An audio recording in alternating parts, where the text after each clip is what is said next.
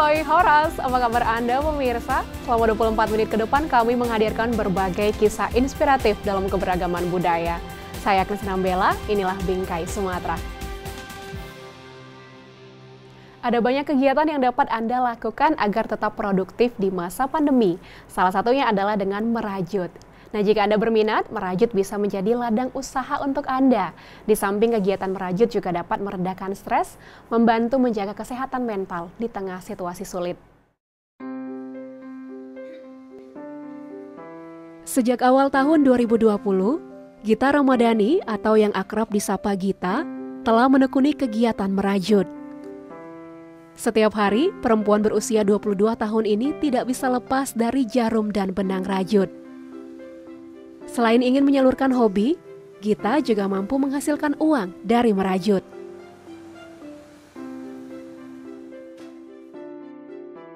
Berbagai produk rajutan berhasil ia buat, seperti tas, topi, sarung ponsel, dan lain sebagainya. Kegiatan merajut membuat Gita tetap produktif, terutama di masa pandemi seperti saat ini. Ia mengaku merajut mengurangi rasa stres dan kesepian yang ia alami dalam menjalani keseharian di tengah wabah COVID-19.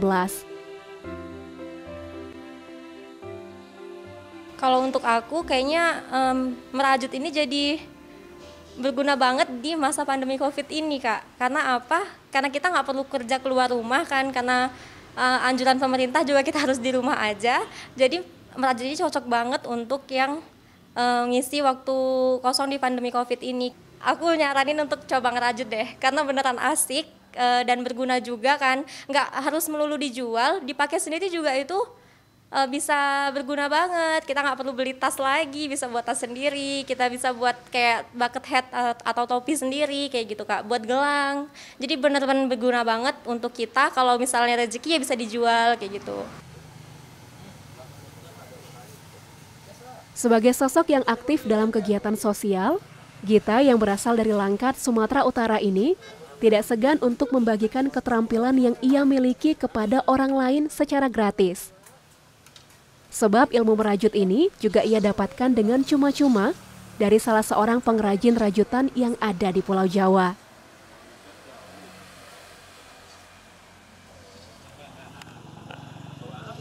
Awalnya memang dulu kepengen gitu kan, Kak, pengen belajar ngerajut tapi nggak ada yang mau ngajarin gitu. Susah kali mereka tuh yang pintar ngerajut ngasih ilmunya gitu, Kak. Jadi lihat-lihat SG-nya kayak Gita gitu kan, dia bisa merajut, Kak ajarin apa gitu, kapan punya waktu luang gitu. Kayaknya seru di rumah aja tuh sambil ngerajut tuh kayaknya waktunya nggak terbuang sia-sia gitu. Ya udah, kalau ada yang mau belajar ya aku senang. Nggak harus dengan dia ngasih aku uang, nggak, aku kenal dia, aku jadi nambah temen, itu jadi kayak udah seneng banget rasanya kayak gitu, Kak. Jadi memang ya prinsip aku, kalau kita memberi imbalannya tuh nggak harus dengan uang kayak gitu. Badan Amal untuk Korban Genosida Rwanda di Inggris, Need for Peace, melakukan penelitian yang menunjukkan bahwa aktivitas merajut dapat membantu menyehatkan mental dan membuat para anggotanya merasa berguna. Anda juga bisa merasakan manfaat dari merajut. Selamat mencoba!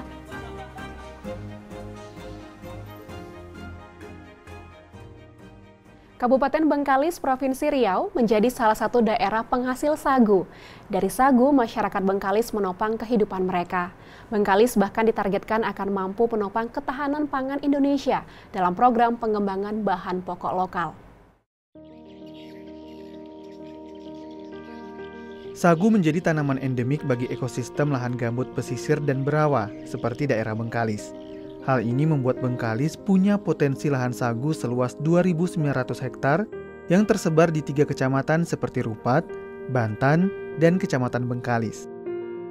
Potensi ini menjadi peluang bagi masyarakat Bengkalis menciptakan ketahanan pangan lokal.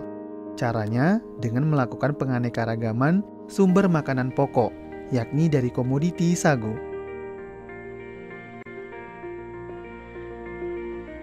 Pohon sagu ini menjadi sumber pangan sekaligus sumber pundi-pundi kehidupan bagi masyarakat Bengkalis. Turun-temurun mereka hidup dari hasil bertani sagu. Pohon sagu yang siap panen biasanya memasuki usia 8 tahun sampai 10 tahun. Selain usia pohon, masa panen juga bisa diidentifikasi dari perubahan yang terjadi pada daun, duri, pucuk, dan batang.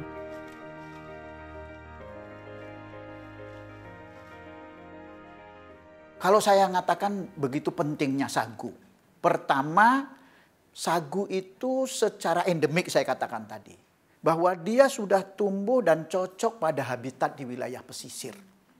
Oleh karena itu tidak menjadikan sulit untuk membudidayakan. Nah, yang kedua, membudidayakan sagu ini berbeda dengan kita membudidayakan padi. Sebenarnya 1 kali tanam itu sampai bisa anak cucu cicit.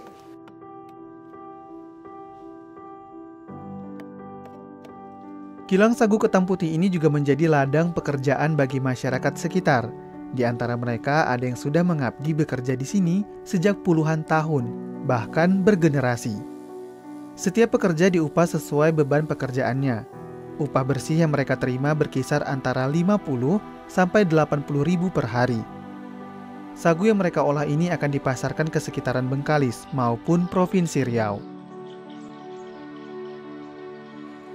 Kita prioritaskan untuk seneng lokal, daerah Pulau Bengkalis kita ini kita utamakan. Dan sebagian ada dari Pulau Padang, Meranti, tapi lebih utamakan untuk lokal kita ini. Masyarakat sini yang punya, walaupun nggak punya kebun, tapi di belakang rumah punya tual sagu yang ada bisa jual ke sini kita tampung. Daerah desa Ketam Putih, kita semua membantu masyarakat sini, kita lebih murahkan, karena untuk faktor ekonomi, dan membantu masyarakat sebagian kita ada juga yang ngasih gratis, secara gratis ada. Oh, ada yang digratiskan? Ya, iya, kalau yang tidak mampu karena kita faktor kasihan. Lihat masyarakat dengan 10.000 dia nggak bisa beli beras, dengan sagu dia bisa beli 3 kilo. Kadang kita kasih juga. Jadi kasih cuma-cuma? Nah, kasih cuma aja. Kini, Bengkalis mampu menciptakan beragam produk pangan dari sagu. Kelompok wanita Tani Sobirin yang merupakan kelompok dampingan Dinas Ketahanan Pangan Bengkalis membuat 7 produk turunan sagu, yaitu mie sagu, sagu rendang, sagu lemak, kue bangkit sagu, kembang loyang sagu, dan beras sagu. Tiap bulan KWT Sobirin mampu mengolah 1 ton bahan baku sagu. Dari 1 ton sagu yang mereka olah, mampu menghasilkan sekitar 300 kg beras, 600 kg mie sagu, dan sisanya melingkupi produk olahan yang lain.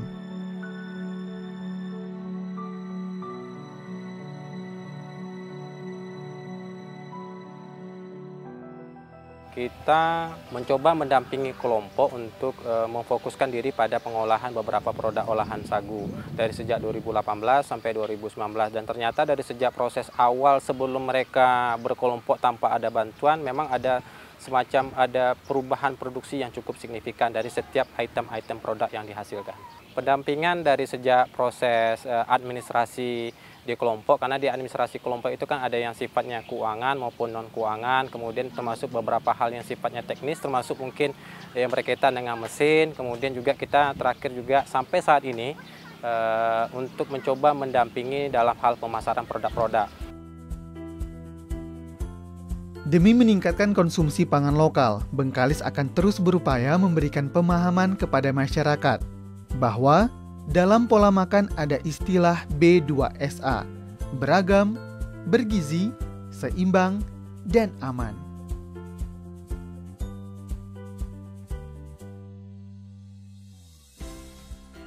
Tanaman kemenyan memiliki banyak manfaat untuk kehidupan manusia. Tak heran komoditi primadona asal Sumatera Utara ini memiliki permintaan yang cukup tinggi di pasaran. Seperti apa budidaya tanaman kemenyan yang memiliki nilai historis tinggi bagi peradaban di Sumatera Utara ini? Berikut liputan selengkapnya untuk Anda. Kemenyan merupakan pohon penghasil resin yang bila dibakar akan menimbulkan aroma khas. Pohon yang tumbuh di Asia Tenggara dan Amerika Selatan ini termasuk dalam golongan Styrax. Di Indonesia, pohon ini banyak dijumpai di Pulau Sumatera, khususnya Sumatera Utara, seperti Tapanuli Utara, Pakpak, hingga sejumlah daerah pinggiran Danau Toba.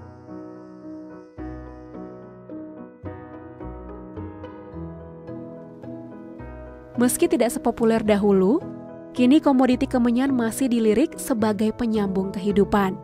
Seperti yang dilakoni oleh Jun Sinaga, petani kemenyan di Nagori Pondok Bulu, Dolok Parmonangan, Kabupaten Simalungun.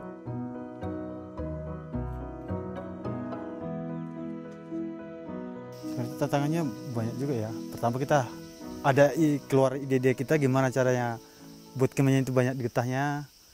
Waktu kita pemanenan itu harus tahu kita kapan, bukan istilahnya bisa kita lihat dari daun, biasanya kan itu biasanya berbunga. Ada tantangan tersendiri sama kita, mana pas tepatnya itu. Kalau panen, dia biasanya kita panen itu yang ada di dalam aja. Kalau toba, dia menggumpal di dalam, dia keluarnya cuma dikit-dikit aja. Durame, kita lubangi pun kita buat kantung di dalam, itu netes terus. Dia nggak menggumpal di dalam. Cara pemanenan secara tradisional pun maunya ada teknik yang baru, jangan cuma mengharapkan teknik yang dulu, karena yang dulu kan bisa manjat itu kan ada risikonya juga.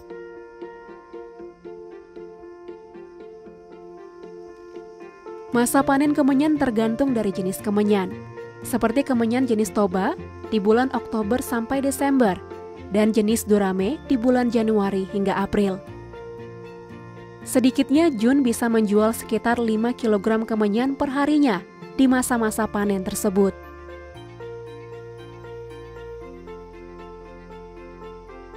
Selain telah menjadi sandaran ekonomi masyarakat, kemenyan juga identik dengan kelestarian lingkungan. Pohon kemenyan mempunyai peran sebagai tumbuhan reboisasi. Tanaman kemenyan memang memerlukan upaya konservasi, terutama untuk menjaga keberadaan bibit unggul. Di Arboretum Balai Penelitian Kehutanan Aik Nauli Parapat, spesies kemenyan menjadi salah satu tanaman yang induk unggulnya dibudidayakan.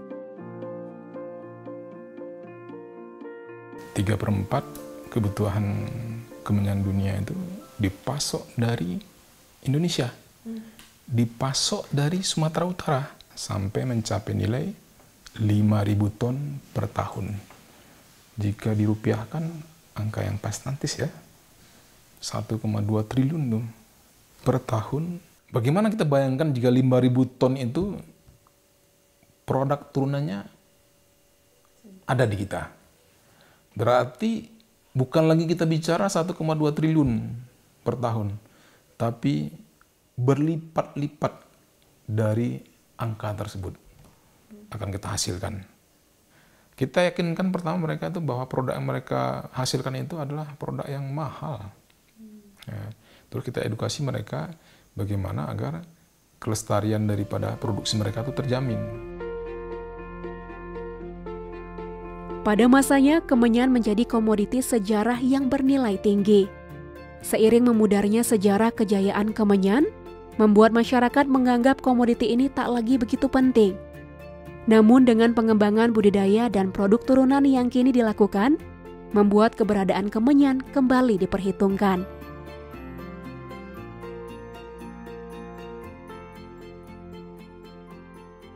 Untuk Anda yang gemar menanam tanaman hias, boleh mencoba metode menanam yang lagi diminati banyak orang di masa pandemi ini, pemirsa.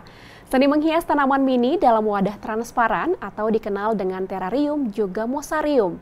Seperti apa kedua jenis tren tanaman hias ini? Simak perjalanan rekan saya Nanda Prima dalam segmen Sekitar Kita.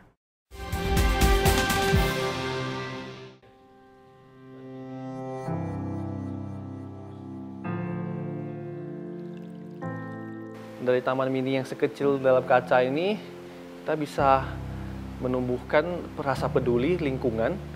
Dalam kaca mungkin bisa kita salurkan juga ke dalam alam atau bumi ini, dunia ini.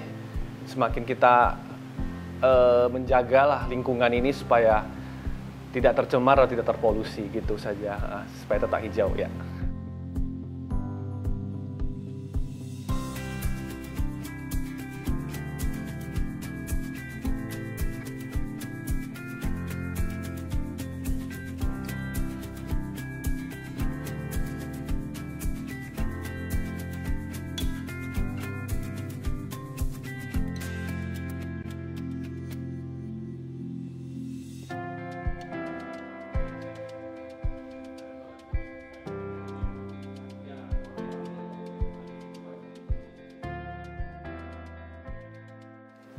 Halo, nama saya Richard.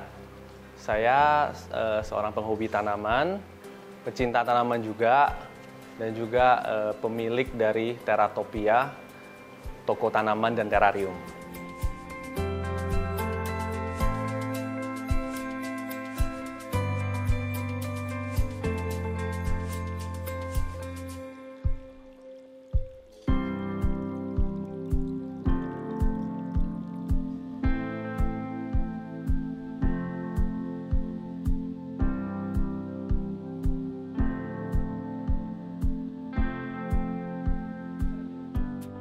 Terus terang saya hobinya dulu memang hanya tanaman ya. Tanaman pot seperti kalangan pada umumnya lah ya. Tanaman di dalam pot seperti monstera gitu-gitu, philodendron. Dan lama-lama mulai saya kembangin di terarium.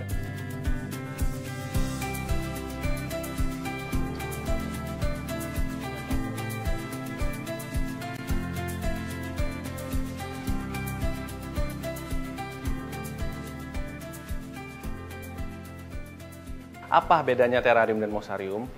Terarium itu lebih ke seni menanam atau berkreasi menanam tanaman di dalam kaca. Kalau mosarium itu lebih kita hanya menggunakan lumut atau moss dengan beberapa jenis dari type of lumut. Kita menggunakan lumut-lumut itu untuk berkreasi juga, sama juga menciptakan sebuah landscape. Kita mendesain sebuah landscape dan mendesain sebuah pemandangan di dalam sebuah kaca, sehingga membentuk sesuatu pemandangan yang kita sukai, yang kita pengen lihat di alam yang sebenarnya. Tanaman yang bisa di dalam terarium adalah tanaman-tanaman kecil yang biasa tumbuhnya di dalam hutan, seperti Fittonia, pakis-pakisan,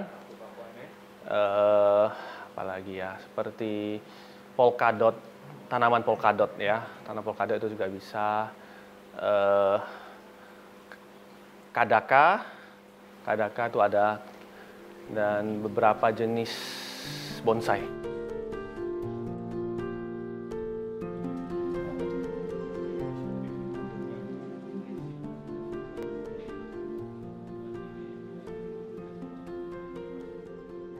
Terarium itu sangat simpel, ya. Kita hanya memberikan formula yang pas di dalam kaca itu ya. Jadi di dalam terarium kaca itu dari bawah, tengah sampai tanah itu ada formula-formulanya. Itu nggak boleh tanah semua ya. Itu harus ada batu di bawah. Kenapa harus ada batu? Itu supaya akarnya itu nanti bisa ada rongga-rongga di ke dalam bawah. Jadi nggak semuanya tanah. Kalau semua tanah bisa busuk akarnya ya, kebasahan. Jadi itu kita ada batu, ada arang, ada pasir, ada tanah. Setelah ada tanah semua, baru kita letakkan tanaman. Satu-satu kita dekor dengan batu, dengan moss, sesuai dengan apa yang kita mau buat, tanaman, pemandangan atau landscape apa yang kita mau buat, kita langsung aja. Sesuai dengan ukuran kaca itu kita buat landscape-nya ke dalam kaca. Tergantung imajinasi kita ya.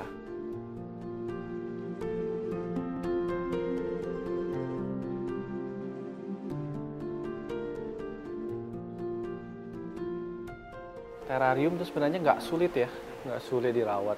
Justru lebih gampang dari tanaman pot biasa? Sebenarnya ya nggak lebih gampang dari tanaman pot biasa, cuman memang dia hanya memerlukan perawatan yang sedikit costly. Costly itu makan biaya ya, bukan biaya dalam apa, mungkin karena kita hanya cukup memberikan, karena dia kan hidupnya di dalam rumah. Semua tanaman butuh cahaya ya untuk hidup, tanpa terkecuali.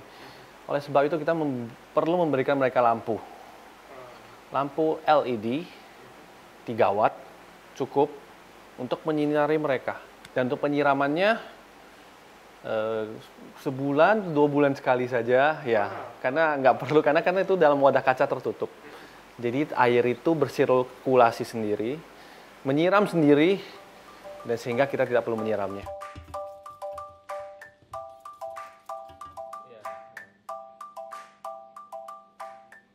Ini adalah lumut asli, ya, lumut asli, lumut yang kita ambil sendiri dari hutan, ya, dari hutan. Dan ini adalah lumut yang kita tempelkan ke dalam bingkai, ya.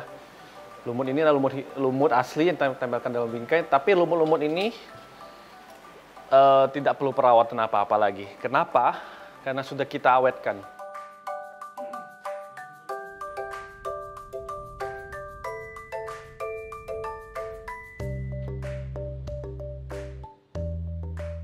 Untuk membuat terarium ini banyak cara orang nggak harus bisa datang ke sini, saya langsung ajarin secara person in person. Bisa juga saya buat satu paket saya kirimkan ke rumah orang masing-masing, dia ada pilihan-pilihan tema apa aja paketnya, mau yang bonsai, mau yang kecil, mau yang besar, mau yang tanaman-tanaman taman mini dalam kaca, ya itu banyak variasi. Tinggal orang pilih yang mana.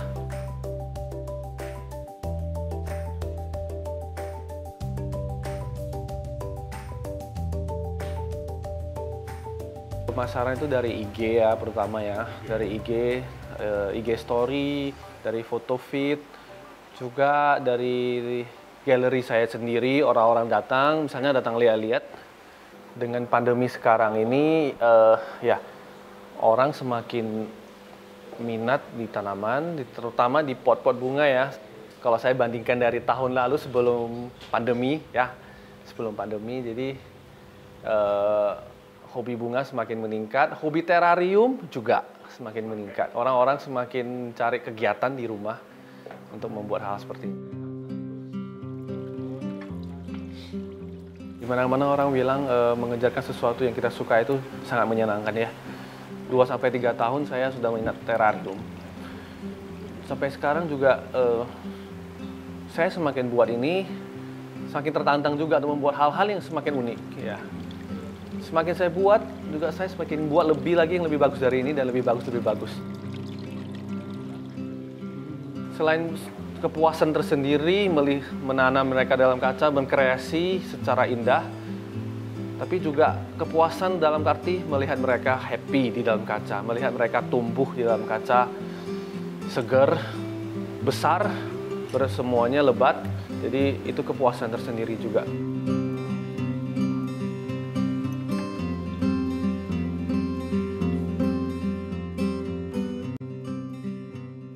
Sekian program Bingkai Sumatera, saya Agnes Nambila pamit. Jaga diri Anda dengan menerapkan protokol kesehatan dan tetap semangat menyebarkan kebaikan.